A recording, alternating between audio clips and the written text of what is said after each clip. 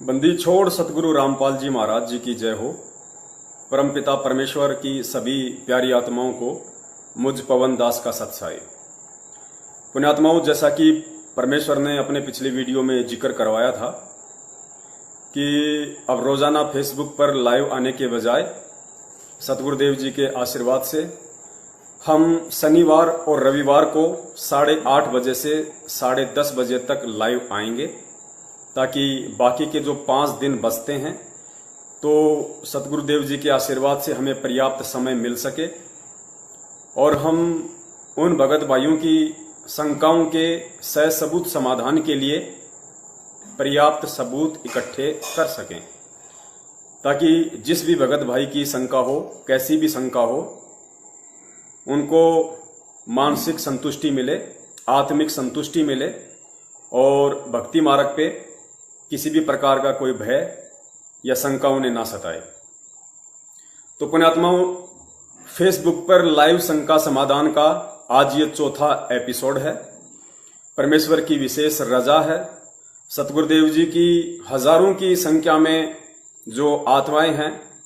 वो शंका समाधान के इस एपिसोड का भरपूर फायदा उठा रही हैं। दास का जो पहले वाला नंबर था वो भी अब चालू हो गया है, 8769548494। उस नंबर पर सतगुरुदेव जी की अनेकों आत्माओं के सवाल दास के पास आ रहे हैं और ज्यादातर उन्हीं भाइयों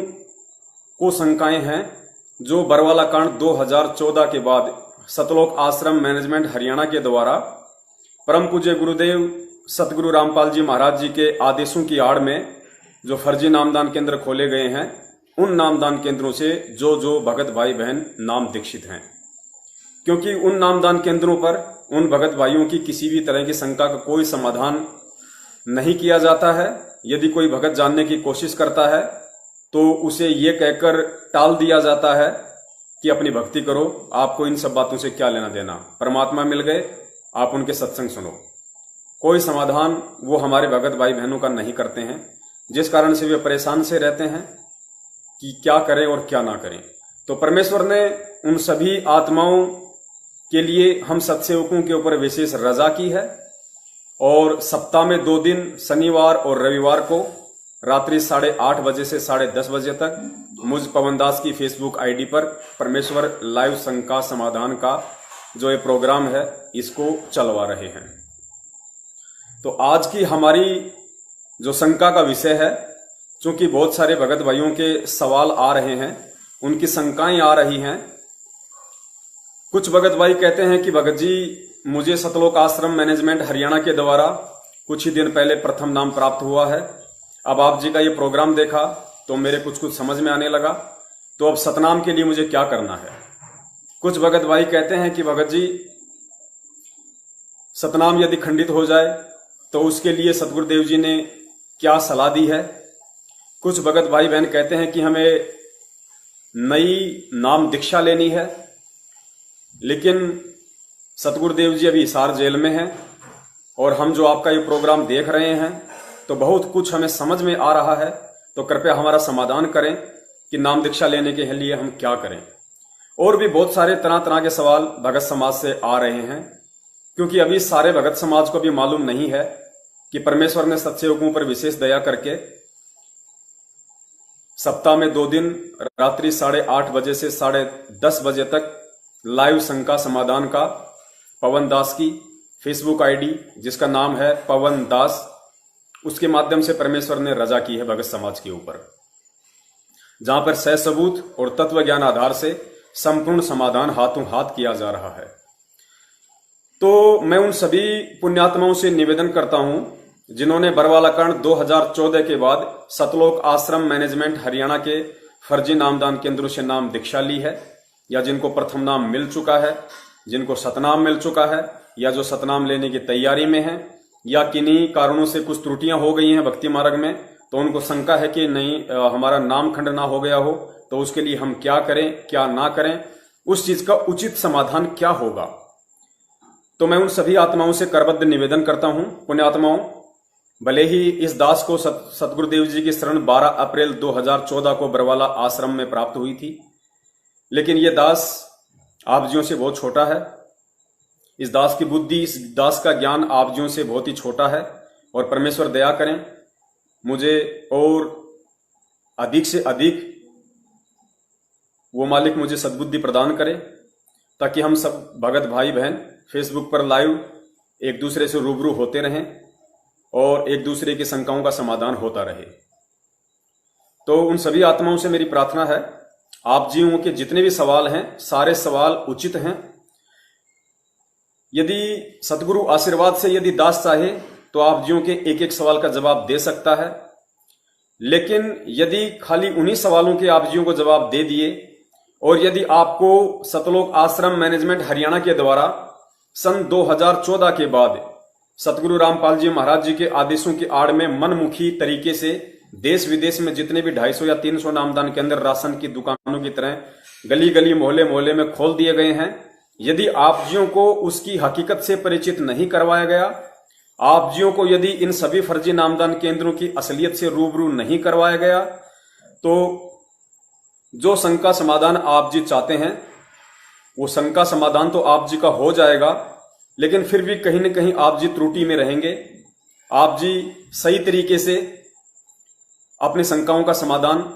प्राप्त नहीं कर पाएंगे, क्योंकि फिर आप जी उन नामदान केंद्रों पर जाएंगे, फिर आप जियों को उन नामदान केंद्रों पर बैठे हुए जो व्यक्ति हैं, कुछ अपने स्वार्थ के लिए बैठे हुए हैं, कुछ आत्माएं अनजान हैं, तो कुछ आत्माएं इस भय से कि कहीं सतलोक आश्रम मैनेजमेंट हरियाणा हमें भी पवनदास की तरह या अन्य सत्सेवकों की तरह गुरुद्रोही घोषित ना कर दे, इस भय से। और कुछ आत्माएं, उन्हें कुछ कुछ सच्चाई का भी पता है, लेकिन अच्छी तरीके से मालूम ना होने के कारण वो थोड़ी सी अनभिज्ञ हैं। तो दास उन आत्माओं से भी करबद्ध निवेदन करता है, आप जी भी ध्यान से सुनिए और इस परमेश्वर के सत भक्ति मार्ग में किसी भी तरह की कोई भी त्रुटि करने से बचिए।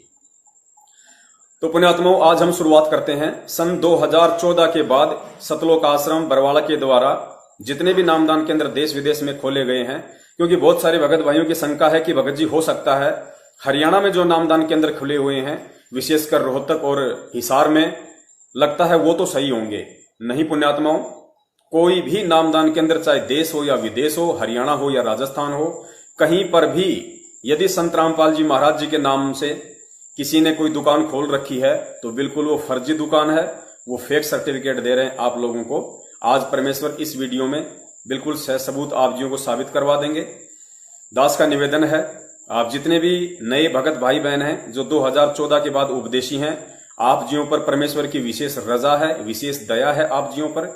क्योंकि 2014 के बाद जितनी भी आत्माएं परमेश्वर के सत्संग सुनती हैं या उनसे नाम दीक्षा लेने की इच्छा जाहिर करती हैं, वो विशेष आत्माएं हैं, वो पुण्यकर्मी आत्माएं हैं। क्योंकि एक महापुरुष के जेल में होने के बावजूद भी यदि आप उनके ज्ञान को सुनकर और अपनी अंतरात्मा से नाम दीक्षा लेने की इच्छा जाहिर कर रहे हो, आप जियों को उस महापुरुष के सत्संग अच्छे लगते हैं, उनकी वाणियां अच्छी लगती हैं, तो ये निश्चित है, इसमें कोई दो राय नहीं है कि सन 2014 के बाद उपदेशी जितने भी भगत आत्माएं हैं, जितने भी मेरे भगत भाई बहन हैं, वो बहुत ही विशेष आत्माएं हैं, परमेश्वर की पुण्यकर्मी आत्माएं हैं। और बरवाला कांड को जो आत्माएं समझ पाई हैं, सतलोक आश्रम मैनेजमेंट हरियाणा के पाखंड को, इनके ठगी के धंधे को जो आत्माएं समझ पा रही हैं और ज्यादा से ज्यादा समझने की कोशिश कर रही हैं, वो आत्माएं भी वही हैं जिन्होंने सन 2014 के बाद भले ही सतलोक आश्रम मैनेजमेंट हरियाणा के फर्जी नामदान केंद्रों से नाम दीक्षा ली हो, लेकिन उन आत्माओं की बुद्धि परमेश्वर की रजा से बहुत ही ज्यादा तीव्र है, उनके पिछली भक्ति संस्कार बहुत ज्यादा प्रबल हैं। और वो आत्माएं जिनके विषय में परमात्मा कहते हैं कि ज्ञान और घाम का चमका सा ही होता है। ज्ञान यानी परमेश्वर ने जो तत्व ज्ञान दे दिया, तो बाकी के ज्ञान से वो डिफ्रेंशिएट कर लेंगे कि वास्तव में असल ज्ञान क्या है। क्यों? क्योंकि वो आत्माएं पिछले असंख्य जन्मों से परमेश्वर की शरण में रहती आई हैं, तो उनका ज्ञान योग बहुत ही ज्यादा मजबूत है और वर्तमान में सतगुरुदेव जी का आशीर्वाद है। और घाम सतगुरुदेव जी ने बताया कि धूप को कहते हैं, तो परमेश्वर कहते हैं कि ज्ञान और घाम का चमका सा ही होता है, इसे केवल वही आत्माएं समझ पाएंगी जो ज्ञानवान है। तो आप सभी आत्माओं से दास का करबद्ध निवेदन है, आपके इस पवनदास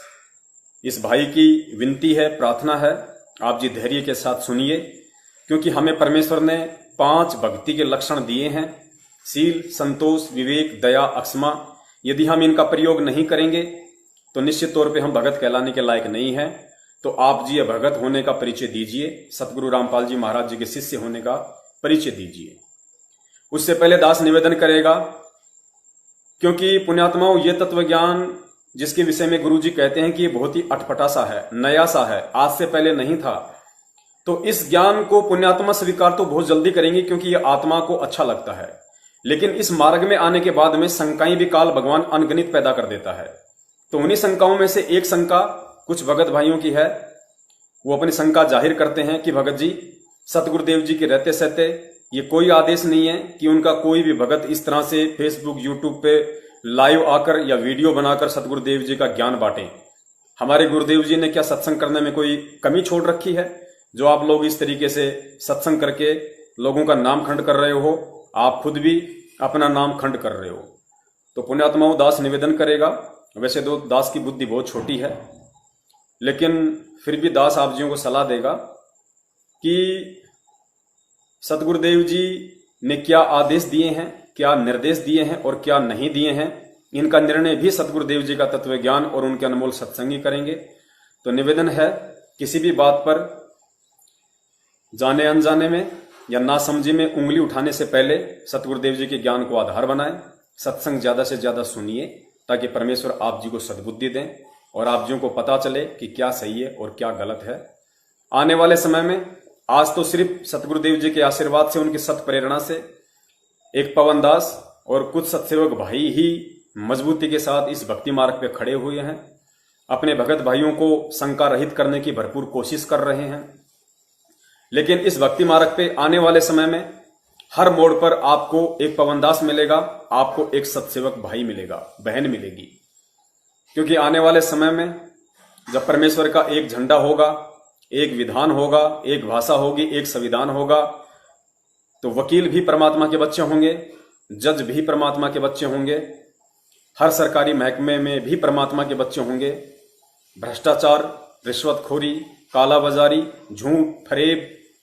धोखा, ठगी, इन सब का नामो निशान मिट जाएगा और परमेश्वर के बच्चे ही समाज को संदेशा देंगे, सत्य की राह लोगों को दिखाएंगे अपने गुरुदेव के पद चिन्हों पर और उनके ज्ञान को आधार बनाते हुए। तो दास का कुछ ऐसी उन आत्माओं से निवेदन है। अब आप जी सतगुरुदेव जी के मुख कमल से एक छोटा सा वीडियो सुनिए। उस वीडियो में सतगुरुदेव जी आप जियों की शंका का स्वयं ही समाधान कर रहे हैं। दास को मत्थापच्ची करने की जरूरत नहीं है। तो सतगुरुदेव जी इस वीडियो में कह रहे हैं,